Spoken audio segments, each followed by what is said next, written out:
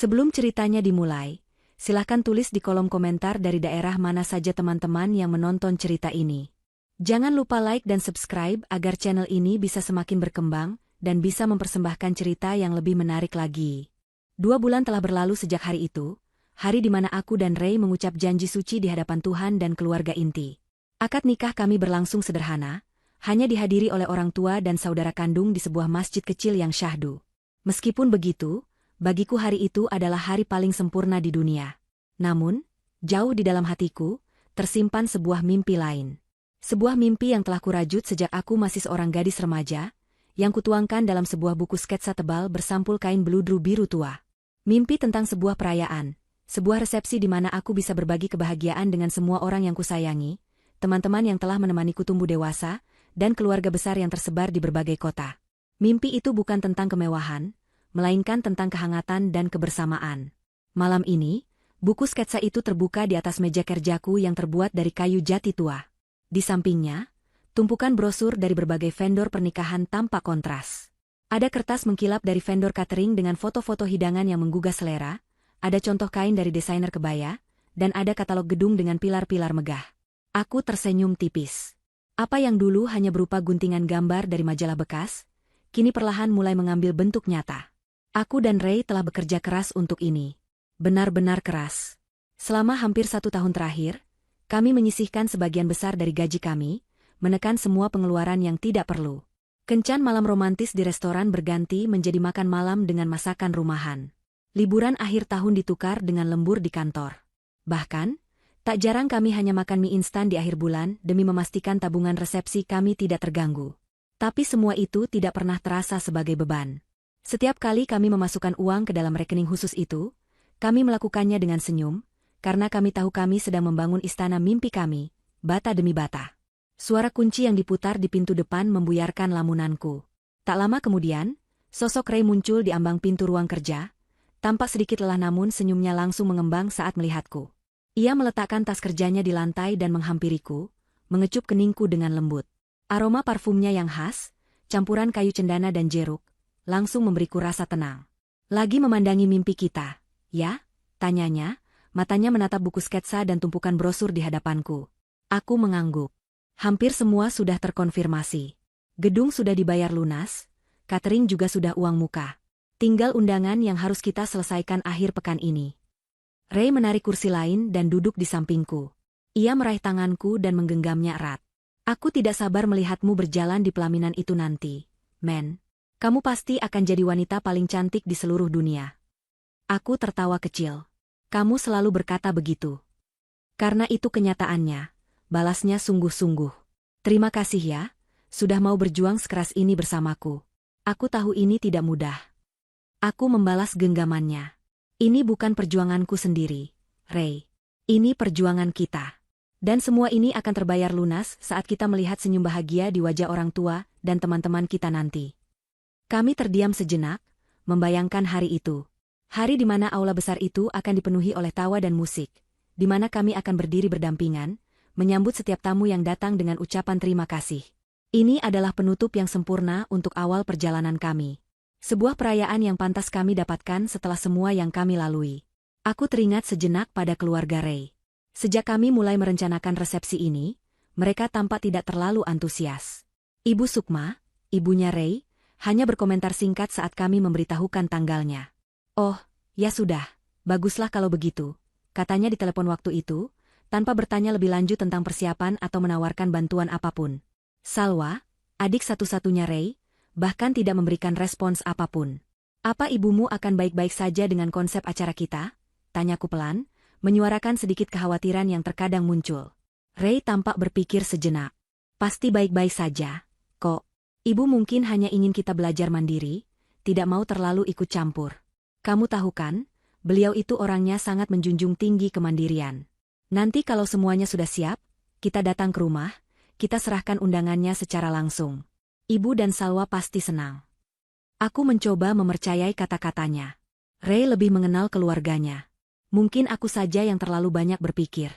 Aku memutuskan untuk menyingkirkan keraguan itu dan kembali fokus pada hal-hal yang membahagiakan. Akhir pekan itu, Kami menghabiskan waktu seharian penuh untuk menulis nama-nama tamu di lembar-lembar undangan berwarna krem dengan tinta emas. Jari-jari kami sampai terasa pegal, namun hati kami penuh dengan sukacita. Setiap nama yang kami tulis adalah representasi dari sebuah hubungan, sebuah cerita. Ada nama sahabatku sejak kecil, nama dosen pembimbingku yang sangat berjasa, nama sepupu-sepupuku yang sudah kuanggap seperti saudara, dan tentu saja, nama seluruh keluarga besar Ray. Kami menyiapkan satu bundel khusus untuk mereka. Hari Rabu sore, Ray memutuskan untuk pergi ke rumah orang tuanya sendirian. Katanya, ia ingin memberikan undangan itu sebagai kejutan. Aku setuju. Aku menyiapkan bundelan undangan itu dalam sebuah kotak cantik yang kuhias dengan pita satin. Saat Ray berangkat, aku merasa sangat antusias. Aku membayangkan Ibu Sukma akan terharu, atau setidaknya tersenyum melihat hasil kerja keras kami. Aku menunggu kepulangan Ray sambil memasak makanan kesukaannya, berharap bisa merayakan momen kecil ini dengannya. Namun, jam-jam berlalu dengan lambat. Ray yang biasanya sudah pulang pukul 7 malam, belum juga tiba hingga pukul 9. Aku mulai cemas. Kutelepon ponselnya beberapa kali, namun tidak diangkat. Tepat saat aku hendak menelepon lagi untuk kesekian kalinya, aku mendengar suara mobilnya memasuki halaman rumah. Aku bergegas ke pintu depan, siap menyambutnya dengan senyum. Pintu terbuka, dan senyumku seketika membeku di bibir. Ray berdiri di ambang pintu, namun ia bukan Ray yang kukenal. Wajahnya pucat pasi, tatapannya kosong, dan senyum yang biasanya selalu menghiasi wajahnya kini lenyap tak berbekas. Ia masuk ke dalam rumah dengan langkah berat, seolah baru saja menempuh perjalanan ribuan kilometer. Ia bahkan tidak melepas sepatunya, hanya berjalan lurus ke ruang keluarga dan duduk di sofa dengan napas terengah-engah. Kotak berisi undangan yang tadi kuberi masih berada di tangannya, namun pitanya sudah sedikit kusut. "Ray? Kamu kenapa? Ada apa?" tanyaku, rasa panik mulai menjalari hatiku. Aku duduk di sampingnya, menyentuh lengannya yang terasa dingin. Ia tidak langsung menjawab. Ia hanya menatap lurus ke depan, ke arah dinding yang kosong. Butuh waktu hampir 1 menit sebelum ia akhirnya menoleh padaku. Matanya menyiratkan kebingungan, rasa bersalah, dan ketakutan. Ia menelan ludah dengan susah payah sebelum akhirnya berbicara. "Manda," panggilnya dengan suara serak. "Ibu dan Salwa, mereka ingin bertemu kita besok pagi." Aku mengerutkan kening. "Bertemu? Kenapa? Bukankah kamu sudah memberikan undangannya?" Ray menggeleng pelan.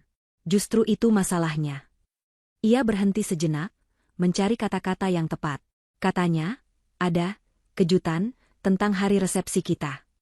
Caranya mengucapkan kata kejutan membuat bulu kuduku berdiri. Itu bukan nada antusiasme atau kebahagiaan.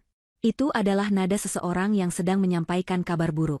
Nada yang terdengar seperti sebuah ancaman tersembunyi. Malam itu, aku tidak bisa tidur. Mimpi indah tentang resepsi yang telah kurajut selama bertahun-tahun, kini tiba-tiba terasa begitu rapuh, seolah bisa hancur berkeping-keping hanya dalam 1 malam. Perjalanan menuju rumah mertuaku keesokan paginya terasa seperti perjalanan terpanjang dalam hidupku. Udara di dalam mobil terasa begitu berat dan menyesakan, padahal pendingin udara bekerja dengan baik. Ray menggenggam kemudi dengan kedua tangannya begitu erat, hingga buku-buku jarinya memutih.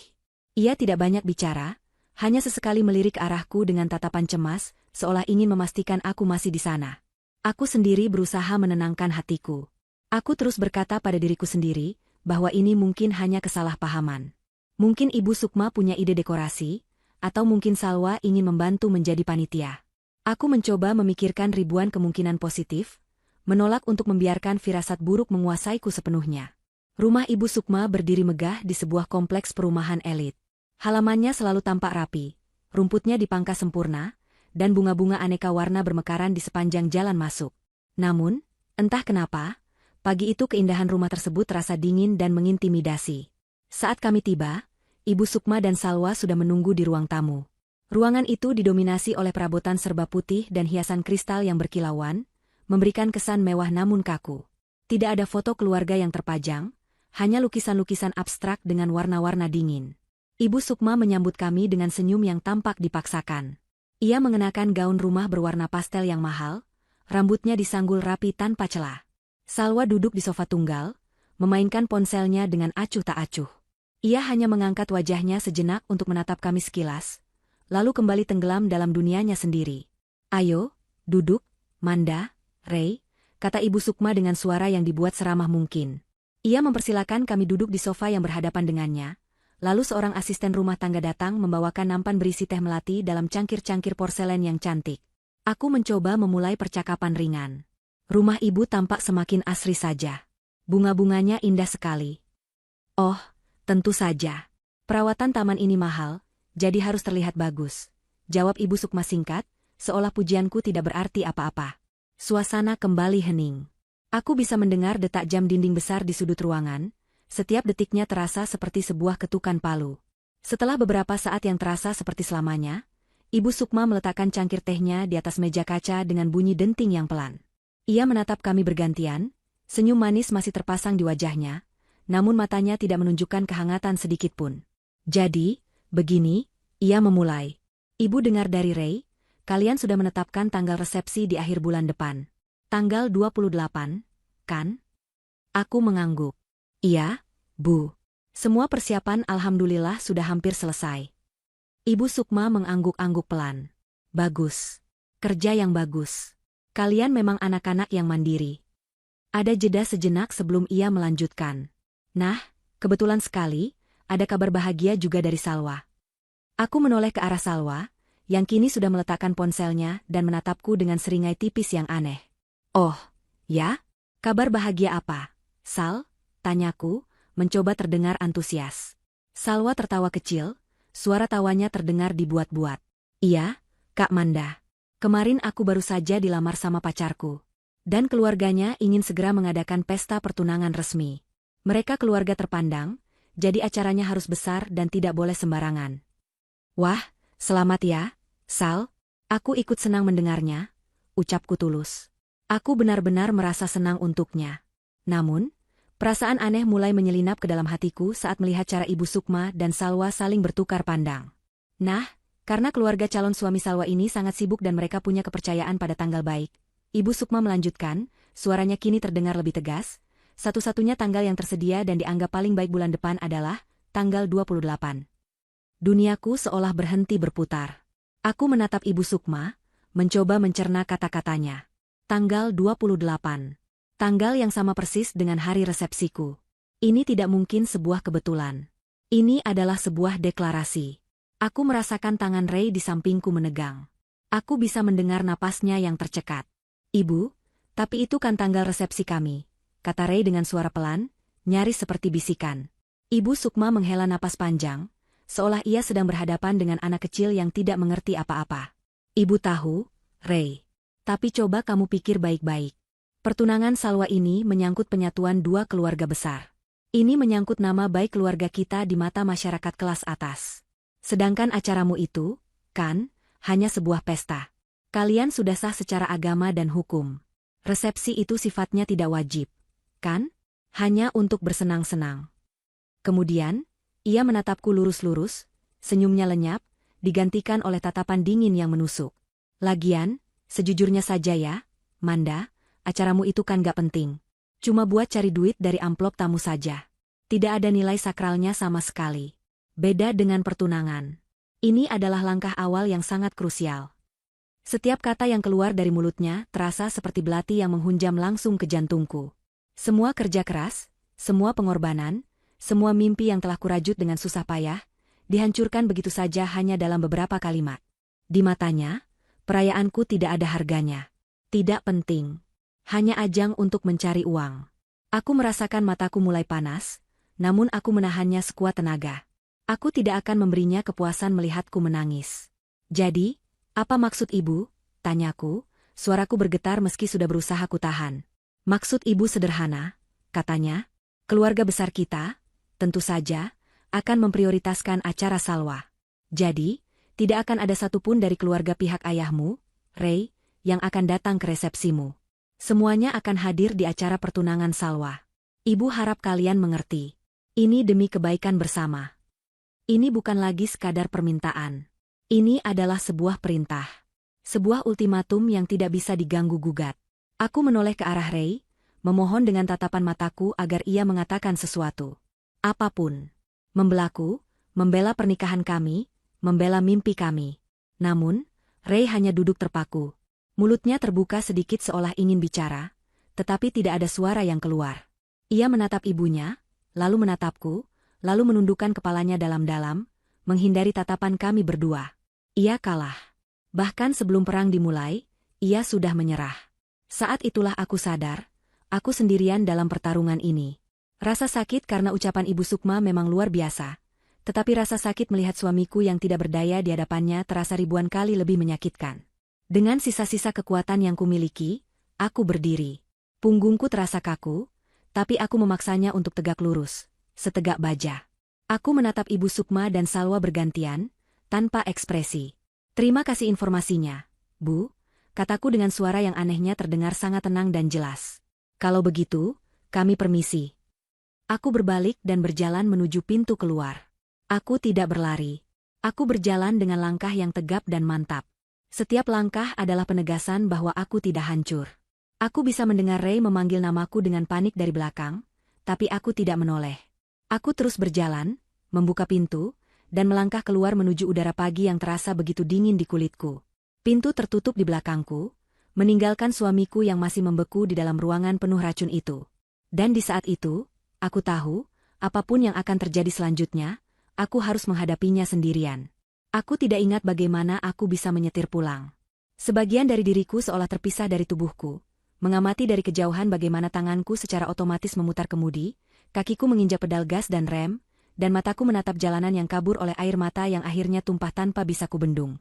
Suara Ray yang memanggil namaku di depan rumah mertuaku tadi terdengar seperti gema dari dunia lain. Aku tidak menghentikan mobil. Aku tidak menunggunya. Aku hanya butuh pergi dari sana, dari tempat yang baru saja merenggut semua udara dari paru-paruku.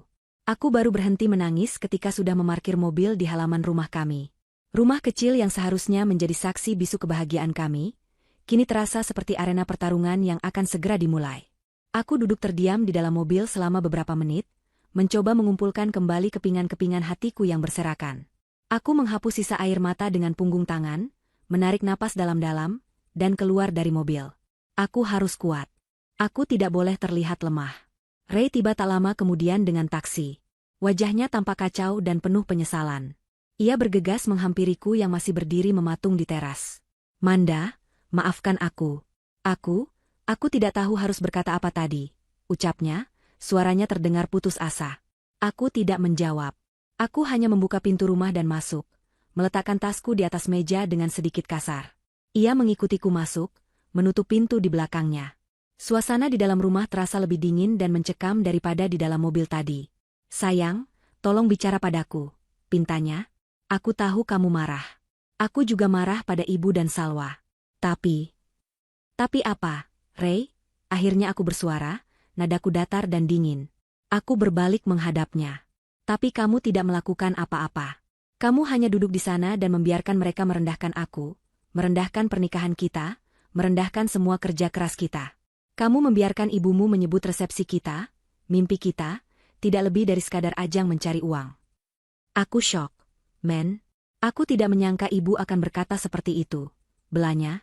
"Bukan berarti aku setuju dengannya. Tentu saja tidak. Aku hanya butuh waktu untuk berpikir." Aku tertawa sinis, tawa yang tidak memiliki unsur kebahagiaan sama sekali. "Berpikir? Berpikir tentang apa lagi? Di hadapanmu, istrimu sedang dihina, dan kamu butuh waktu untuk berpikir? Di pihak siapa kamu sebenarnya, Ray?" "Tentu saja aku di pihakmu," serunya, nadanya sedikit meninggi. "Tapi mereka keluargaku. Ibu dan adikku. Aku tidak bisa begitu saja melawan mereka. Tolong mengerti posisiku." "Aku sudah mencoba mengerti posisimu selama berbulan-bulan, Ray. Aku mengerti saat ibumu tidak pernah sekalipun menelepon untuk menanyakan kabar persiapanku. Aku mengerti saat adikmu bahkan tidak membalas pesan saat aku mengirimkan contoh desain kebaya seragam keluarga. Aku sudah terlalu banyak mengerti." Suaraku mulai bergetar karena emosi yang meluap. "Sekarang giliranmu yang mengerti posisiku." Ray mendekat, mencoba meraih tanganku, tapi aku mundur selangkah. "Manda, jangan begini. Kita bisa bicarakan ini baik-baik. Mungkin kita bisa tunda saja resepsinya? Sebulan atau 2 bulan lagi? Kita cari tanggal lain. Demi kedamaian, sayang. Mengalah sedikit tidak apa-apa, kan?" Kata-kata itu, "demi kedamaian," terasa seperti tamparan keras di wajahku. Kedamaian untuk siapa? Untuknya? agar ia tidak perlu berkonflik dengan ibunya, untuk keluarganya, agar mereka bisa mendapatkan semua yang mereka inginkan tanpa perlawanan? Di mana letak kedamaian untukku? Aku menatapnya lurus-lurus, air mata yang tadi sudah kering kini mengancam untuk tumpah lagi. Keluarga kita itu sekarang aku dan kamu, Ray. Aku dan kamu. Itu yang diucapkan penghulu di hari pernikahan kita. Kedamaian mana yang kamu maksud jika fondasi rumah tangga kita saja kamu biarkan diinjak-injak oleh orang lain? Kamu sadar tidak apa yang baru saja kamu usulkan? Kamu memintaku untuk mengalah, untuk membatalkan mimpi yang sudah kita bangun dengan keringat kita sendiri, hanya karena ibumu ingin memenangkan sebuah pertunjukan kekuasaan. Kapan kamu akan mulai membela kita? Pertanyaanku menggantung di udara, tajam dan menuntut. Ray tampak terpukul. Ia mundur dan duduk di sofa, menyandarkan kepalanya dan memijat pelipisnya. Ia terlihat lelah dan kalah. Aku tidak tahu harus bagaimana, lirihnya. Aku berjalan ke kamar, membuka lemari, dan mengeluarkan sebuah tas travel kecil. Aku mulai memasukkan beberapa helai pakaian, perlengkapan mandi, dan buku sketsa resepsiku. Setiap gerakan yang kulakukan terasa mantap dan disengaja. Ini bukan gertakan. Ray yang menyadari apa yang kulakukan segera berlari ke kamar. Manda, kamu mau kemana? Jangan tinggalkan aku. Tolong, jangan lakukan ini. Aku berhenti sejenak dan menatapnya. Aku tidak akan meninggalkanmu, Ray. Aku hanya akan menginap di rumah orang tuaku malam ini. Aku butuh ruang untuk berpikir. Dan kamu, kataku sambil menunjuknya, kamu juga butuh waktu untuk memutuskan. Memutuskan kamu ini suami siapa. Aku menutup resleting tasku dan berjalan menuju pintu. Satu hal yang harus kamu tahu, aku berhenti di ambang pintu kamar, aku tidak akan menunda atau membatalkan resepsi itu. Undangan sudah tersebar. Gedung sudah dibayar. Catering sudah dipesan. Tapi yang lebih penting dari semua itu, ini adalah soal harga diri. Harga diriku sebagai istrimu, dan harga diri pernikahan kita. Jadi, acara itu akan tetap berjalan sesuai rencana, dengan atau tanpa kehadiran keluargamu. Aku menatap matanya dalam-dalam, memastikan ia mengerti setiap kata yang kuucapkan. Dan juga, dengan atau tanpamu di sampingku. Aku akan tetap berdiri di pelaminan itu. Sendirian jika perlu. Setelah mengucapkan kalimat itu, aku berbalik dan berjalan keluar kamar. Aku bisa merasakan tatapan Ray yang penuh kepanikan di punggungku. Aku tahu, ini adalah momen penentuan. Ultimatumku adalah pertaruhan terbesar dalam pernikahan kami yang baru seumur jagung. Aku mempertaruhkan segalanya, karena bertahan dalam pernikahan di mana aku tidak dihargai sama saja dengan kehilangan segalanya. Aku sedang memesan taksi online di ponselku saat Ray keluar dari kamar. Wajahnya tidak lagi menunjukkan kebingungan. Ada sesuatu yang berbeda di matanya. Sebuah resolusi. Ia mengambil ponsel dari tanganku, membatalkan pesananku, lalu meraih tanganku yang bebas. Tunggu, katanya singkat. Ia menarikku untuk kembali duduk di ruang keluarga. Ia tidak mengatakan apa-apa lagi. Ia hanya mengeluarkan ponselnya, mencari sebuah nomor di kontaknya, dan menekan tombol panggil. Dari layar ponselnya, aku bisa melihat nama yang tertera, Ibu.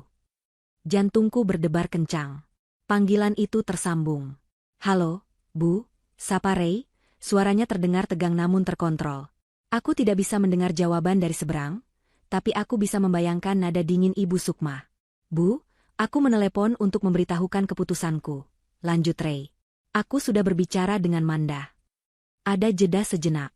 Ray mendengarkan apapun yang dikatakan ibunya, rahangnya tampak mengeras. Tidak, Bu, bukan itu keputusannya. Ray menarik napas dalam-dalam. Aku dan Manda akan tetap melangsungkan resepsi pernikahan kami pada tanggal 28. Sesuai rencana. Bahkan tanpa pengeras suara, aku bisa mendengar suara teriakan samar dari ponsel Ray. Suara Ibu Sukma yang melengking karena marah. Ray menjauhkan ponsel itu sedikit dari telinganya, memejamkan mata sejenak, menahan gempuran amarah ibunya. Ini keputusanku, Bu. Aku adalah suaminya Manda. Tempatku adalah di sisinya, kata Ray tegas. Aku mohon Ibu mengerti. Teriakan di seberang sana semakin menjadi-jadi.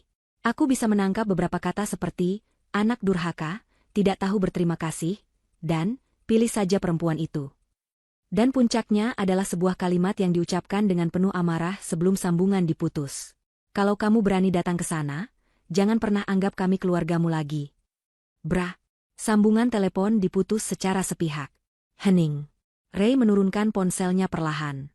Wajahnya masih pucat, dan aku bisa melihat sedikit getaran di tangannya. Ia baru saja melakukan hal yang paling ia takuti seumur hidupnya, menentang ibunya secara langsung. Ia menoleh padaku, matanya berkaca-kaca, menunjukkan ketakutan dan kelegaan di saat yang bersamaan. Aku sudah memilih, katanya dengan suara serak.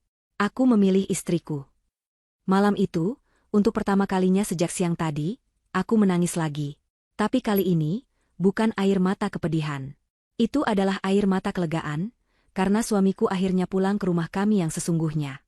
Pagi di hari resepsi dimulai dengan perasaan campur aduk yang aneh. Langit di luar jendela kamar Rias tampak cerah, seolah alam semesta berkonspirasi untuk memberikan hari yang sempurna. Namun, di dalam dadaku, ada segumpal awan kelabu yang tak mau beranjak. Saat perias wajah memoleskan alas bedak yang dingin di kulitku, aku menatap pantulan diriku di cermin. Seorang wanita dalam balutan kebaya putih gading yang indah, dengan wajah yang dirias tanpa celah, namun dengan sorot mata yang menyimpan sejuta cerita. Ibuku masuk ke dalam ruangan, membawakan segelas teh hangat dan beberapa potong kue. Beliau tidak banyak bertanya. Sejak aku menceritakan semua kejadiannya beberapa minggu lalu, ibuku tidak pernah sekalipun menyalahkan atau menghakimi. Beliau hanya memelukku erat dan berkata, "Yang terpenting, suamimu ada di sisimu. Sisanya, kita hadapi bersama." Kini, sambil membantuku memasang untayan melati di sanggulku, beliau berbisik pelan. "Kebahagiaanmu tidak ditentukan oleh siapa yang tidak datang, Nak, tapi oleh siapa yang ada di sini, merayakan bersamamu. Lihatlah ke sekelilingmu nanti. Fokus pada cinta yang nyata." Kata-kata itu menjadi mantra yang kupegang erat-erat. Ayahku masuk tak lama kemudian. Ia tidak berkata apa-apa. Ia hanya berdiri di ambang pintu, menatapku dengan tatapan penuh kebanggaan dan haru. Tatapan itu memberiku kekuatan lebih dari apapun. Ray menungguku di luar ruangan, tampak gagah dalam setelan beskap dengan warna senada. Wajahnya tegang, tapi ia tersenyum lebar saat melihatku. Ia menggenggam tanganku, dan aku bisa merasakan tangannya sedikit berkeringat dan dingin. "Kamu siap?" tanyanya. Aku mengangguk, membalas senyumnya. "Selama kamu di sampingku." Kami berjalan bergandengan tangan menuju aula utama. Gedung itu telah disulap menjadi taman bunga impianku. Dekorasi putih dan perak berkilauan di bawah cahaya lampu kristal. Wangi bunga lili dan mawar memenuhi udara. Musik instrumental yang lembut mengalun, menyambut kedatangan kami. Semua persis seperti yang ada di buku sketsaku. Impianku menjadi nyata. Namun, saat kami berjalan di karpet merah menuju pelaminan, mataku tak bisa menghindari pemandangan itu. Di sisi kanan, deretan meja bundar yang diperuntukkan bagi keluarga mempelai wanita sudah mulai terisi. Paman, bibi, dan sepupu-sepupuku melambaikan tangan dengan senyum ceria. Di sisi kiri, pemandangannya kontras 180 derajat. 10 meja bundar, masing-masing dengan 10 kursi kosong yang terbalut kain satin perak. Di tengah setiap meja, sebuah papan kecil dengan tulisan elegan, "Keluarga besar mempelai pria," berdiri tegak, terasa seperti sebuah ejekan yang sunyi. Luka itu, yang kupikir sudah mulai mengering, terasa perih kembali. Rasanya seperti ada lubang besar yang menganga di tengah-tengah perayaan kami, sebuah kekosongan yang tak bisa ditutupi oleh dekorasi semewah apapun. Aku merasakan genggaman tangan Ray mengerat. Aku menoleh padanya. Wajahnya memerah, menahan malu dan sakit yang luar biasa. Ia tidak berani menatap ke arah deretan kursi kosong itu. Saat kami tiba di pelaminan, ayah dan ibuku segera berdiri di sampingku, sementara di sisi Ray, kosong. Ayahku, dengan kebesaran hatinya, menepuk pundak Ray dengan lembut. "Kamu sudah punya kami sekarang, Nak," bisiknya, cukup keras untuk kudengar.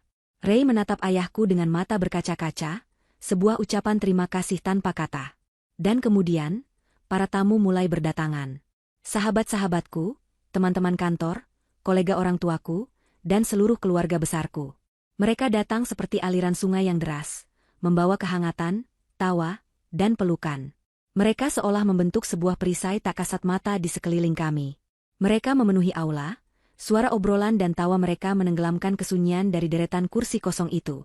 Setiap kali ada yang naik ke pelaminan, mereka memelukku erat, berbisik, "Kamu cantik sekali, Manda. Selamat ya." Mereka menyalami Ray dengan hangat, menepuk punggungnya, seolah berkata, "Kami di sini untukmu." Beberapa tamu yang tidak terlalu dekat sempat bertanya dengan sopan, keluarga Mas Ray berhalangan hadir. Aku sudah menyiapkan jawaban yang netral dan elegan. "Iya, Tante." Ada urusan keluarga yang sangat mendadak dan tidak bisa ditinggalkan. Mohon doanya saja agar semua lancar. Aku mengucapkannya dengan senyum, menolak untuk menunjukkan luka atau mempermalukan keluarga suamiku di depan umum. Aku melihat Ray, ia tampak sedikit lebih rileks. Kehangatan dari keluargaku sepertinya menular padanya. Ia mulai bisa tersenyum tulus, menjawab ucapan selamat dari para tamu, dan bahkan tertawa saat salah satu pamanku melontarkan lelucon. Ia merasakan apa yang dikatakan ibuku tadi. Ia fokus pada cinta yang nyata, yang ada di hadapannya saat itu. Di tengah keramaian, aku melihat sesosok pria parubaya yang berjalan dengan wibawa memasuki aula. Aku langsung mengenalinya. Beliau adalah kolega bisnis ayah yang paling senior, seorang pengusaha besar yang sangat dihormati karena integritas dan kebijaksanaannya. Ayah selalu berbicara tentang beliau dengan nada penuh kekaguman. Kehadirannya di acara kami adalah sebuah kehormatan besar. Beliau tidak langsung naik ke pelaminan.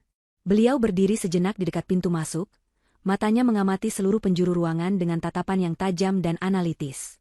Matanya berhenti sejenak pada deretan kursi kosong di sisi kiri, lalu beralih ke arah kami di pelaminan.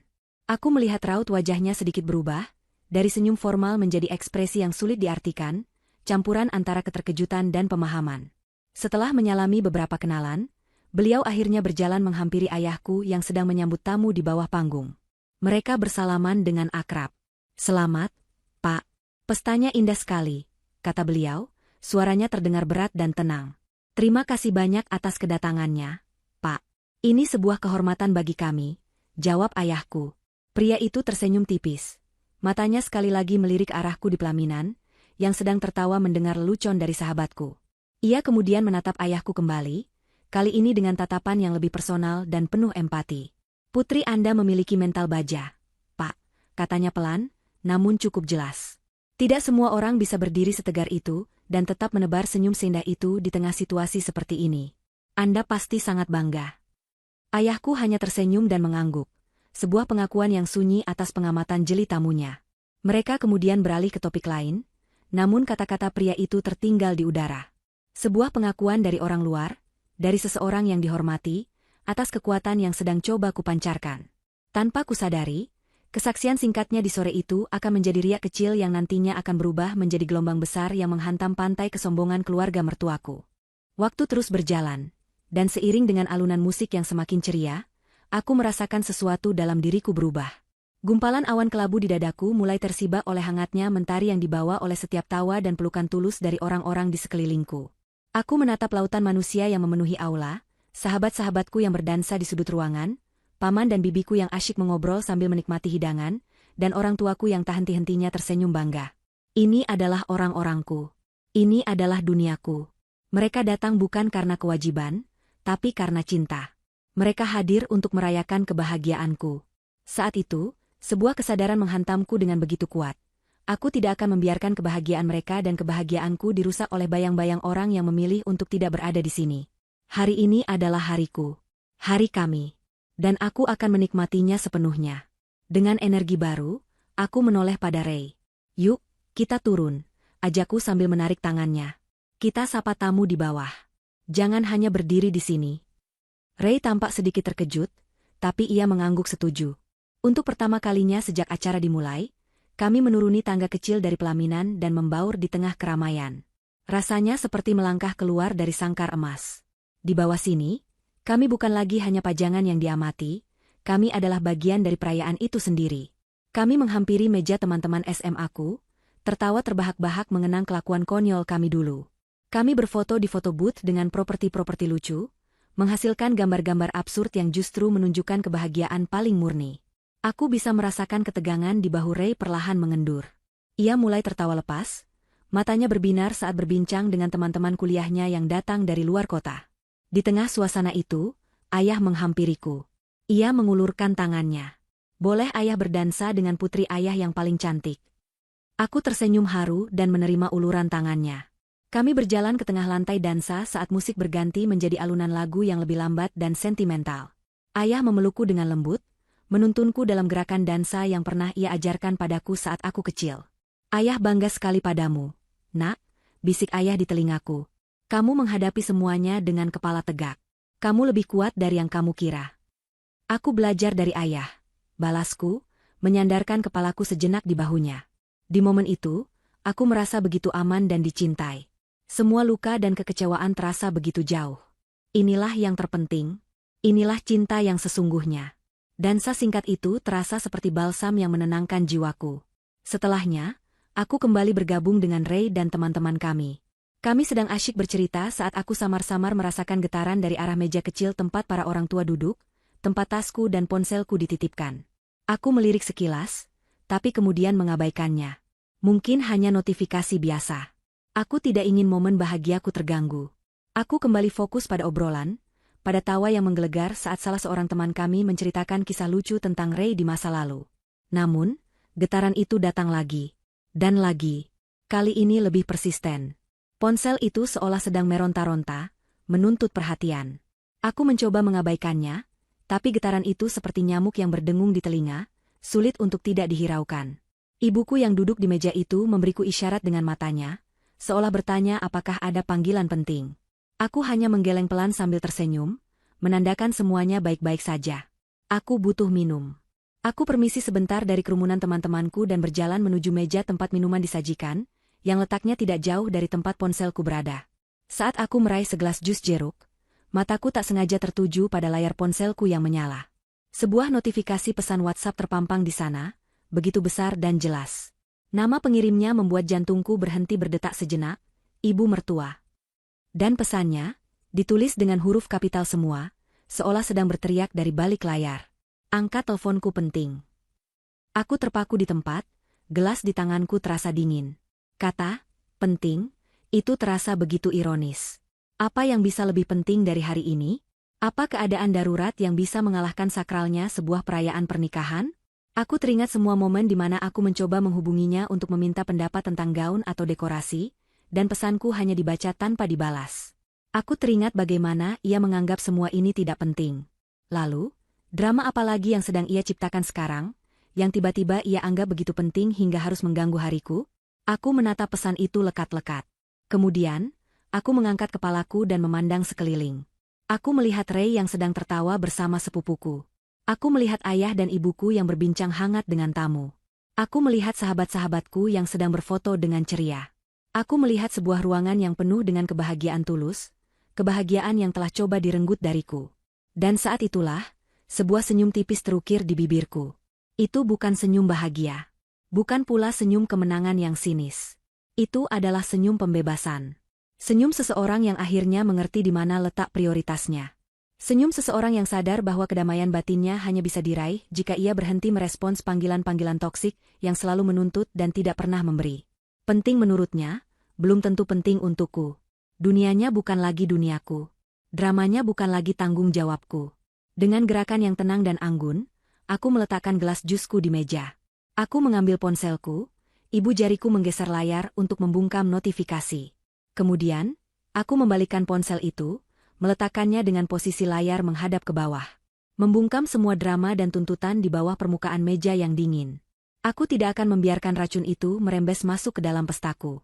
Aku berbalik, meninggalkan ponsel yang terus bergetar tanpa suara itu di belakangku. Aku berjalan kembali ke tengah keramaian, ke arah suamiku, ke arah duniaku yang nyata.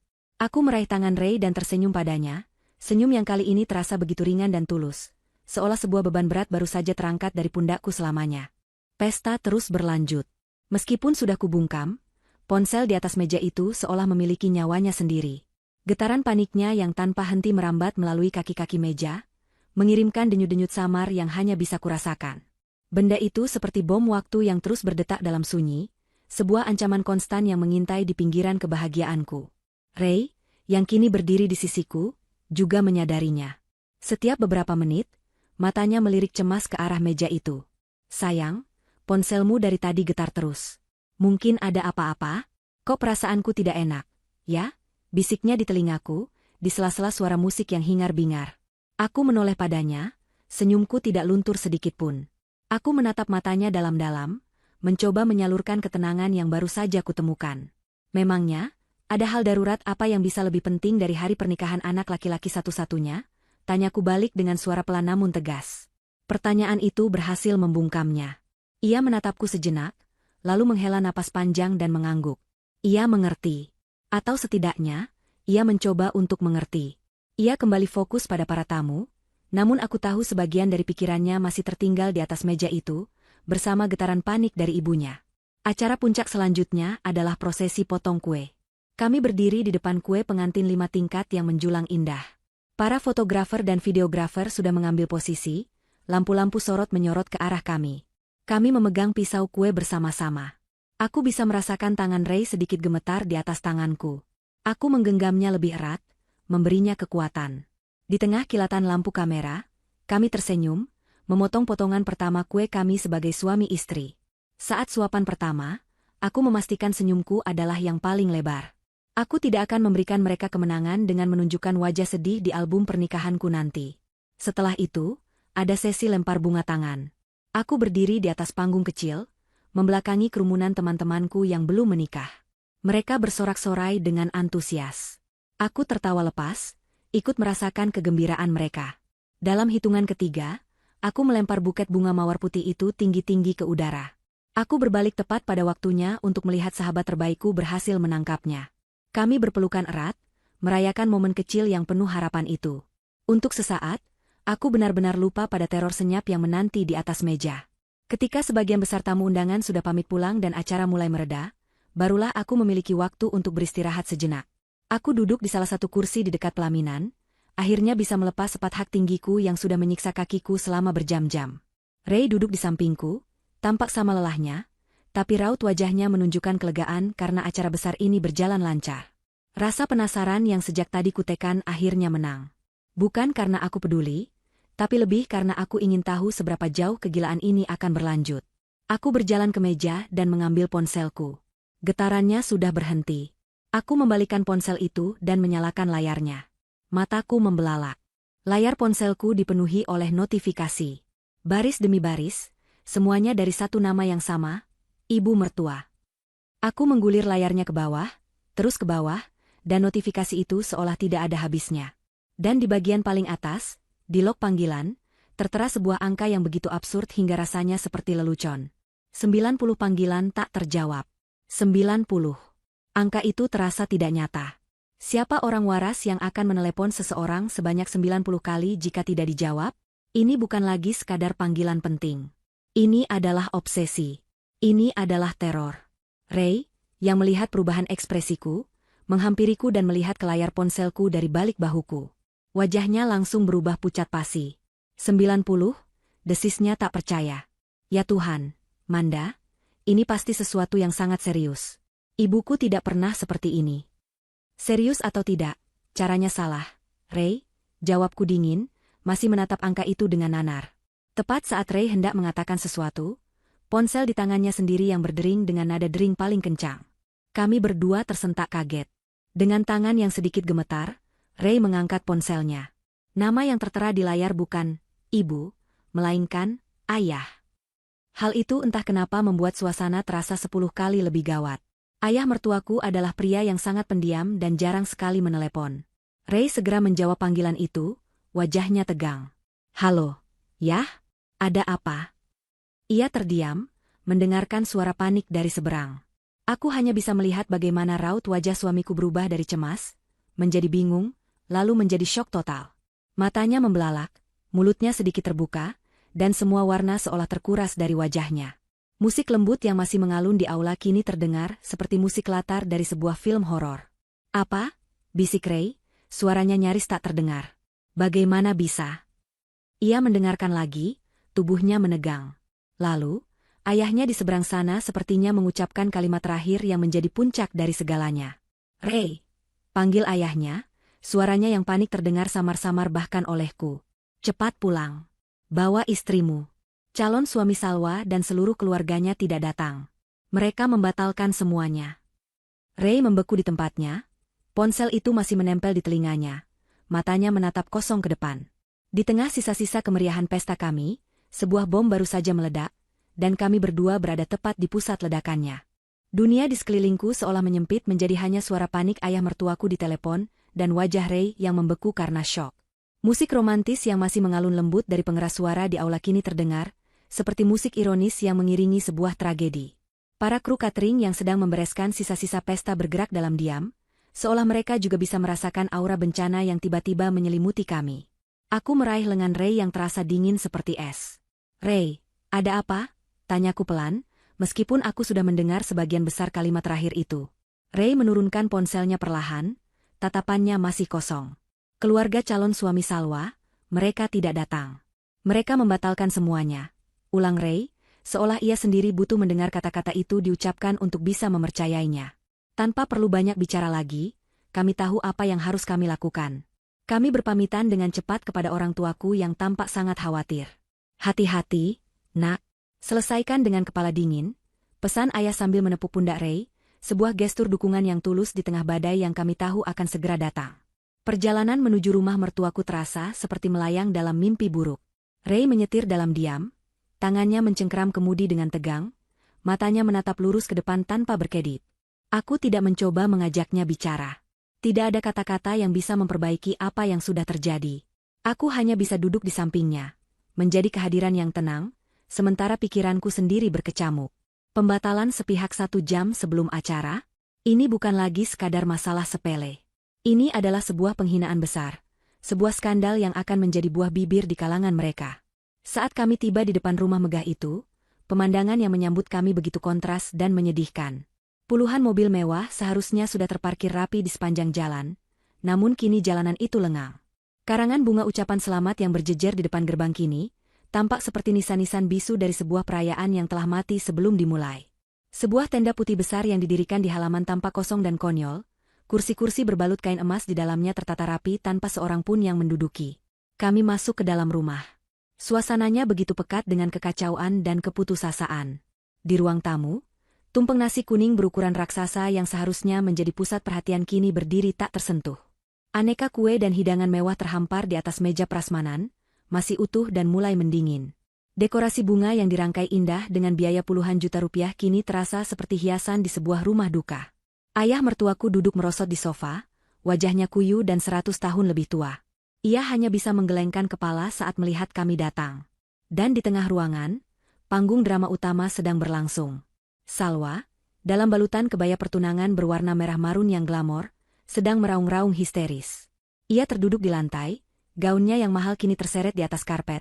Riasan wajahnya yang sempurna kini luntur total oleh air mata, menciptakan jejak-jejak hitam di pipinya.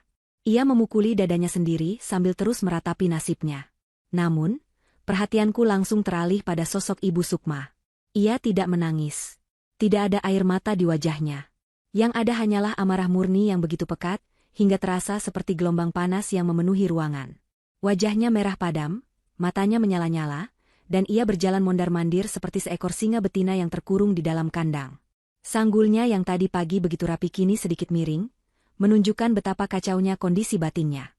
Ia menggumamkan sumpah serapah, menyalahkan semua orang mulai dari vendor acara, peramal tanggal baik, hingga keluarga calon besannya yang ia sebut tidak punya etika. Mereka pikir mereka siapa?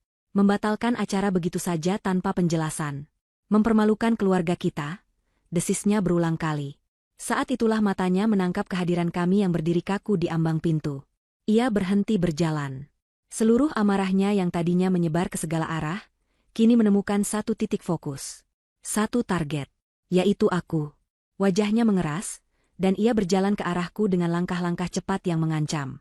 Ray secara refleks bergerak untuk berdiri sedikit di depanku, seolah mencoba melindungiku, tapi Ibu Sukma tidak peduli. Ia menatapku dengan tatapan penuh kebencian, seolah aku adalah sumber dari segala malapetaka di dunia ini. "Kamu," desisnya, suaranya bergetar karena amarah yang ditahan. "Ini semua karena kamu." Aku hanya bisa diam, terlalu terkejut untuk bereaksi. Sejak kamu masuk ke dalam keluarga ini, semuanya jadi kacau. Kamu pasti sudah merencanakan ini, kan? Kamu tidak suka melihat Salwa bahagia. Kamu iri karena pertunangan Salwa jauh lebih mewah daripada resepsi murahanmu itu. Tuduhnya membabi buta. "Bu, cukup," seru Ray, mencoba menyadarkan ibunya. "Apa yang ibu bicarakan? Ini tidak ada hubungannya dengan Manda." Tapi Ibu Sukma seolah tuli. Ia tidak lagi berpikir dengan logika. Ia hanya butuh seseorang untuk disalahkan. Seseorang untuk menumpahkan semua rasa malu dan frustrasinya. Dan aku adalah target yang paling mudah. Ia maju selangkah lagi, jarinya menunjuk lurus ke wajahku. Sorot matanya begitu tajam, seolah bisa mengulitiku hidup-hidup. Ini semua ulahmu. Dasar pembawa sial. Teriaknya, suaranya melengking memenuhi seluruh ruangan, bahkan lebih keras dari raungan tangis Salwa. Kamu pasti pakai guna-guna atau menyebar fitnah tentang keluarga kita kepada mereka. Mengaku kamu. Kamu senang sekarang melihat adik iparmu menderita? Puas hatimu sekarang? Tuduhan itu begitu absurd, begitu tidak masuk akal, hingga aku hanya bisa menatapnya dengan pandangan kosong. Di tengah panggung kegagalan yang mereka ciptakan sendiri, mereka justru menobatkanku sebagai sutradara dari drama menyedihkan ini. Teriakan histeris Ibu Sukma menggantung di udara, meninggalkan getaran yang mengerikan. Ruangan itu jatuh ke dalam keheningan sesaat setelah ledakan amarahnya, hanya menyisakan isak tangis Salwa yang semakin menjadi-jadi. Aku berdiri mematung, merasakan tatapan semua orang tertuju padaku. Tuduhan itu begitu berat dan kejam, namun sebagian dari diriku merasa anehnya mati rasa. Aku sudah melihat sisi terburuknya siang tadi, dan sepertinya tidak ada lagi yang bisa ia lakukan untuk mengejutkanku. Ibu, hentikan. Suara Ray terdengar keras dan tegas, memecah keheningan. Untuk pertama kalinya, aku melihat Ray menatap ibunya bukan dengan tatapan takut, melainkan dengan tatapan kecewa yang mendalam. Bagaimana mungkin ibu bisa berpikir serendah itu tentang Manda? Dia istriku. Seharian ini dia bersamaku, Bu. Bersama kita semua. Kapan dia punya waktu untuk melakukan hal sejahat yang ibu tuduhkan? Kamu membelanya? Balas Ibu Sukma tak percaya. Suaranya bergetar. Setelah semua yang dia lakukan, kamu masih membelanya? Matamu sudah dibutakan oleh perempuan ini, Ray. Perdebatan sengit itu mungkin akan terus berlanjut jika tidak ada suara dering telepon yang tiba-tiba memotongnya. Itu adalah ponsel ayah mertuaku yang tergeletak di atas meja. Semua mata langsung tertuju pada layar ponsel yang menyala itu. Sebuah nama tertera di sana, nama yang membuat darah di wajah Ibu Sukma dan Salwa seolah surut seketika. Nama kepala keluarga dari pihak calon suami Salwa. Ayah mertuaku tampak ragu sejenak. Tangannya gemetar saat meraih ponsel itu. Angkat, Pak, angkat, perintah Ibu Sukma dengan tidak sabar. Tanyakan apa mau mereka. Kita tuntut mereka karena sudah mempermalukan kita. Dengan gugup, ayah mertuaku menekan tombol hijau dan, entah karena sengaja atau karena tangannya yang gemetar, ia juga tak sengaja menekan tombol pengeras suara. Tiba-tiba, suara berat, tenang, dan berwibawa dari seorang pria memenuhi ruangan yang tadinya penuh dengan teriakan dan tangisan. Selamat sore, Pak, sapa pria itu. Nadanya formal dan dingin, tanpa sedikit pun nada emosi. Sore, Pak, jawab ayah mertuaku terbata-bata. Ada apa ini, Pak? Kenapa tiba-tiba?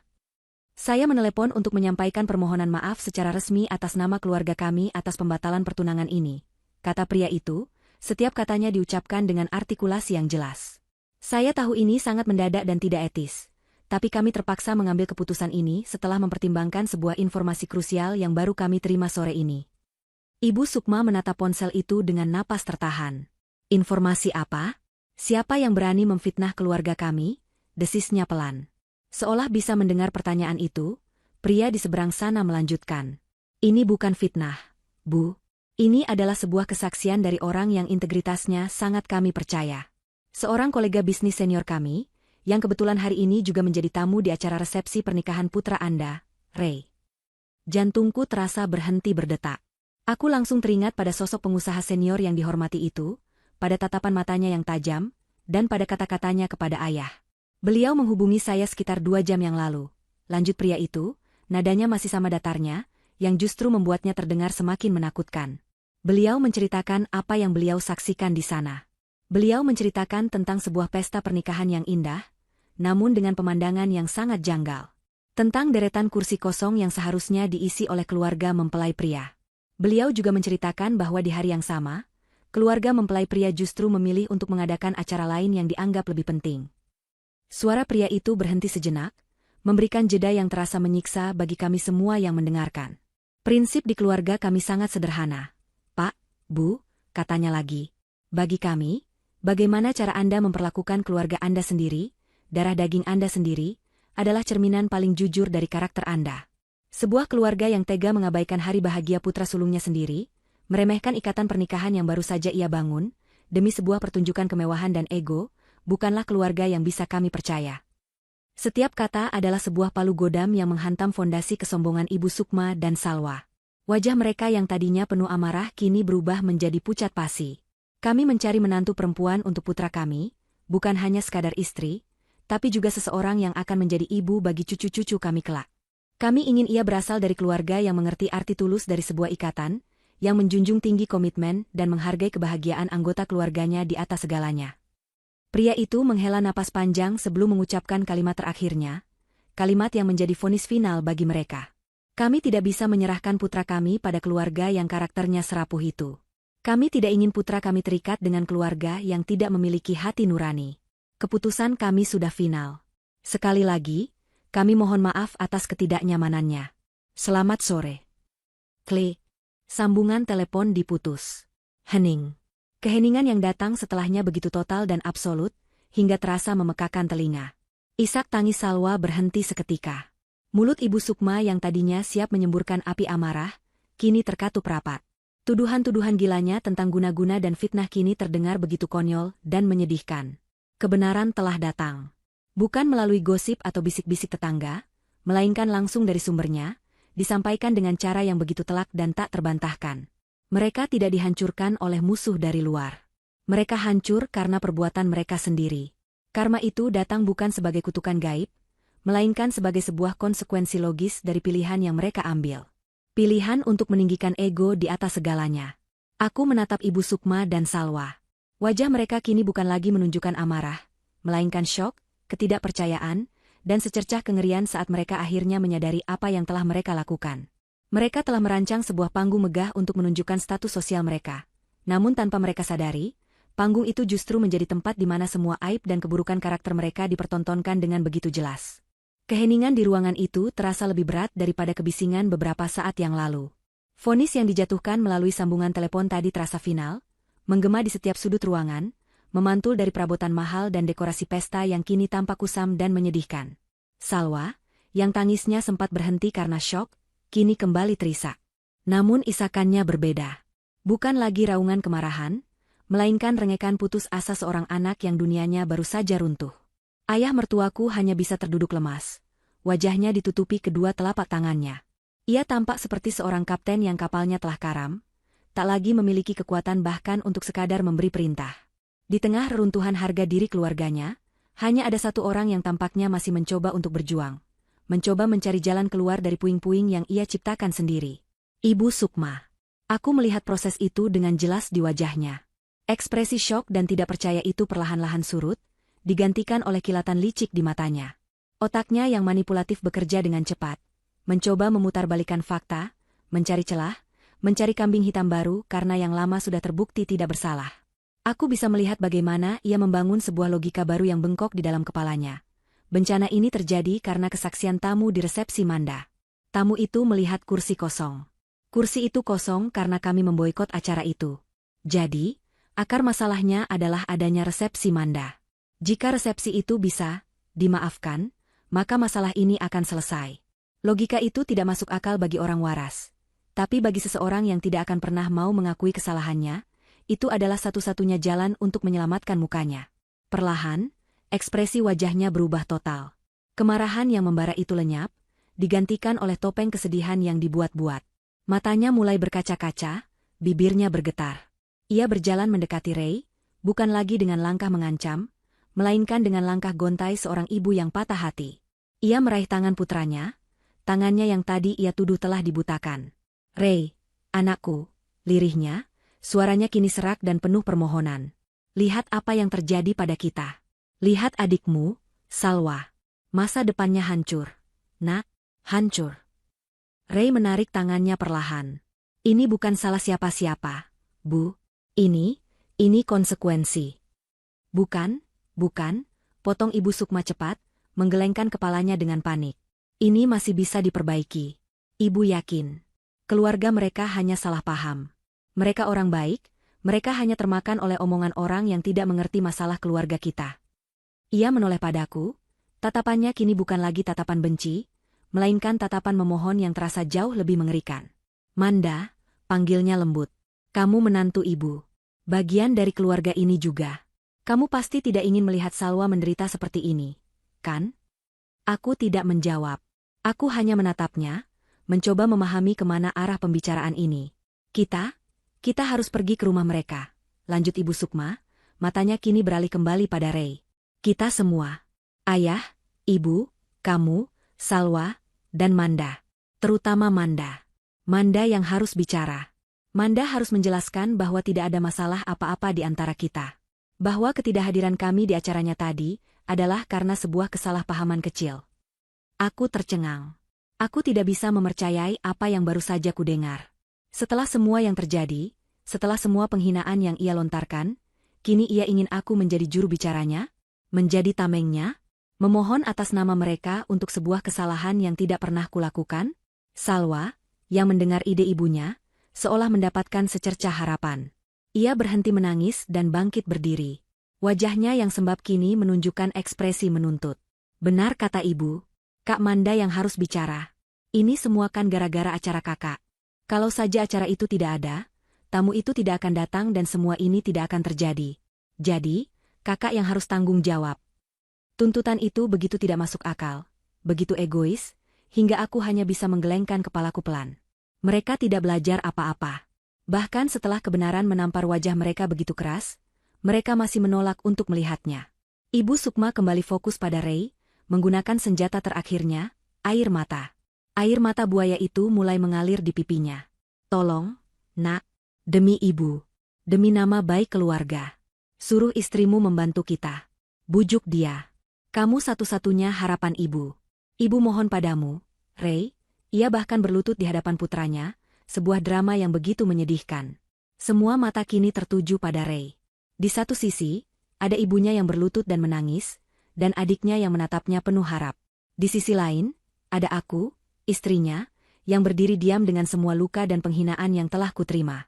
Ini adalah persimpangan terakhir baginya. Tidak ada lagi jalan tengah.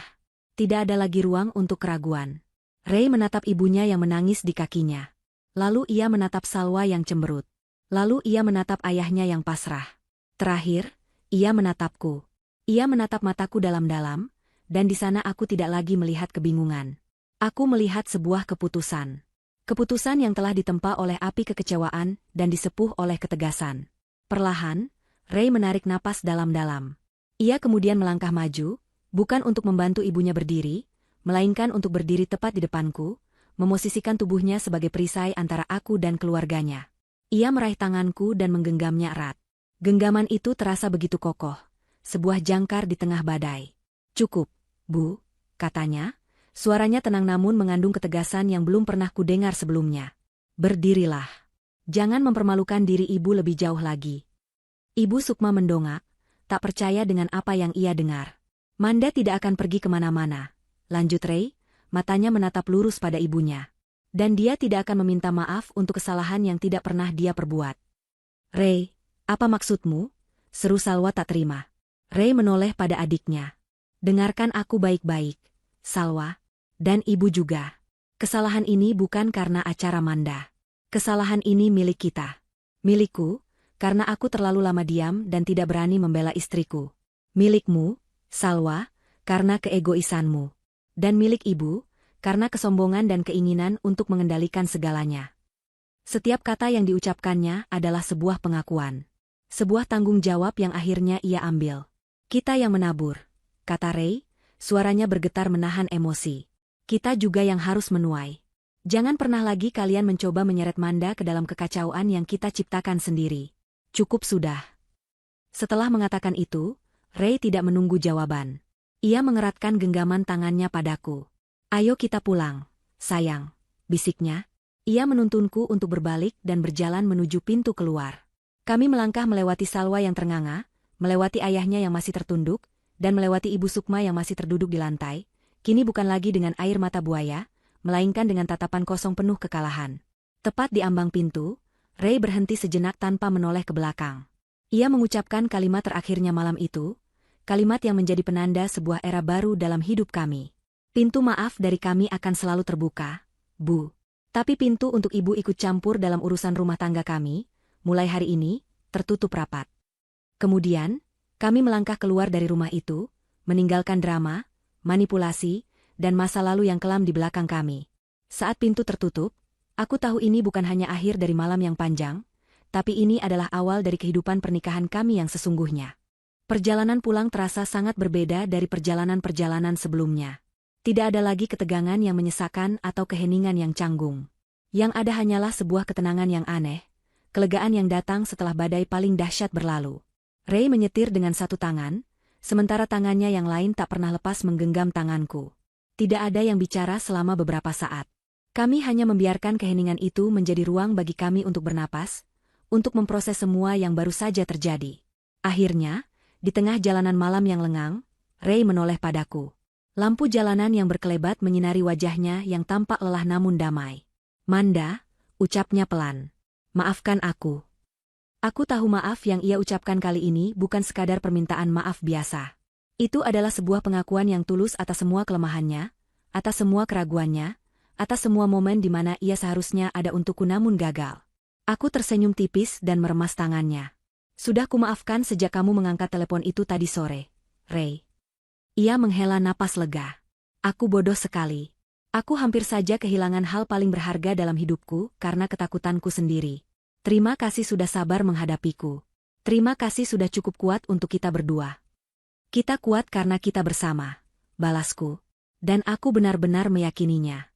Malam itu, kami tiba di rumah kecil kami bukan sebagai dua individu yang terluka, melainkan sebagai satu kesatuan yang utuh. Kami membersihkan diri dalam diam, mengganti pakaian pesta kami yang terasa berat dengan piyama yang nyaman. Tidak ada lagi yang perlu diperdebatkan. Semuanya sudah selesai. Malam itu, kami tidur dengan lelap, tidur paling nyenyak dalam beberapa minggu terakhir. 1 bulan berlalu. Kehidupan kami berjalan dengan tenang. Kami tidak pernah lagi mengunjungi rumah orang tua Ray. Komunikasi hanya terjalin seperlunya melalui ayah mertuaku, yang sesekali menelepon Ray untuk menanyakan kabar dengan nada canggung. Dari beliau, kami tahu bahwa pertunangan Salwa batal secara permanen. Kabar tentang alasan pembatalan itu menyebar dengan cepat di kalangan keluarga besar mereka, menjadi gosip yang tak terhindarkan. Ibu Sukma, yang biasanya menjadi ratu di setiap acara arisan dan pertemuan keluarga, kini memilih untuk mengurung diri di rumah, menelan pil pahit dari rasa malu yang ia tanam sendiri. Salwa menjadi lebih pendiam dan pemurung. Karma tidak datang dalam bentuk petir yang menyambar, melainkan dalam bentuk konsekuensi sosial yang dingin dan tahan lama. Aku tidak merasakan kepuasan dari penderitaan mereka. Aku hanya merasakan kelegaan karena kami sudah keluar dari lingkaran racun itu. Fokusku kini sepenuhnya tercurah untuk membangun kembali kebahagiaan kami. Hubunganku dengan Ray justru semakin erat. Kami belajar untuk berkomunikasi lebih terbuka, saling menghargai, dan yang terpenting, selalu menjadi tim dalam menghadapi apapun. Suatu sore di akhir pekan, kami duduk santai di balkon kecil apartemen kami, menikmati secangkir teh hangat dan semilir angin. Ray membuka laptopnya dan menunjukkan folder berisi foto-foto dari hari resepsi kami. Ratusan foto muncul di layar, menangkap setiap momen dari hari yang penuh gejolak itu. Kami melihat foto saat aku dirias, foto saat kami berjalan di karpet merah, foto saat kami memotong kue. Lalu, kami sampai pada foto-foto para tamu. Ada satu foto yang diambil dari sudut atas, memperlihatkan keseluruhan aula. Di sisi kanan, penuh sesak dengan tawa dan warna. Di sisi kiri, barisan kursi-kursi kosong itu tampak seperti luka yang menganga, sebuah anomali yang mustahil diabaikan. Dulu, melihat foto ini mungkin akan membuat hatiku kembali perih. Tapi sekarang, aku melihatnya dengan cara yang berbeda. Ray sepertinya merasakan hal yang sama. "Aneh, ya," gumamnya. Melihat kursi-kursi kosong itu sekarang, aku tidak lagi merasa malu atau marah. "Lalu, apa yang kamu rasakan?" tanyaku. Ia berpikir sejenak. "Aku merasa bersyukur. Karena di hari itu, di tengah semua kekosongan itu, aku justru bisa melihat dengan sangat jelas siapa saja yang benar-benar ada untuk kita. Aku bisa melihat betapa beruntungnya aku memiliki keluarga mertua yang begitu luar biasa. Dan yang terpenting, aku bisa melihat betapa kuatnya istriku." Aku tersenyum, menyandarkan kepalaku di bahunya. Kami melanjutkan melihat foto-foto berikutnya, foto-foto yang hanya fokus pada orang-orang yang hadir. Wajah ayah dan ibuku yang bangga. Wajah sahabat-sahabatku yang gila dan ceria. Wajah paman dan bibiku yang tulus. Setiap foto adalah bukti dari cinta yang nyata. Ray berhenti pada satu foto favoritnya. Foto candid saat aku sedang tertawa lepas di lantai dansa bersama ayah. Mataku berbinar, senyumku lebar tanpa beban. "Aku tidak akan pernah melupakan hari itu," bisik Ray, suaranya tulus. Hari di mana aku hampir menghancurkan segalanya, dan di hari yang sama, kamu justru menyelamatkan pernikahan kita. Aku menatapnya, mengelus pipinya dengan lembut. Aku juga tidak akan pernah melupakannya. Dan kamu tahu apa yang paling kuingat? Apa? Resepsi kita mungkin hanya dihadiri separuh keluarga, Ray, kataku sambil tersenyum. Tapi di hari itu, pernikahan kita justru menjadi utuh. Ia mengerti. Di hari di mana kami diuji hingga batasnya, di mana kami dipaksa untuk memilih, kami justru menemukan fondasi sejati dari rumah tangga kami. Kami tidak lagi bergantung pada restu atau penerimaan orang lain. Kebahagiaan kami adalah milik kami sendiri, dibangun di atas pilar rasa hormat, kepercayaan, dan keberanian untuk saling membela. Dan melihat masa depan yang terbentang di hadapan kami, aku tahu bahwa kami siap menghadapi badai apapun, selama kami terus berpegangan tangan. Bersama-sama.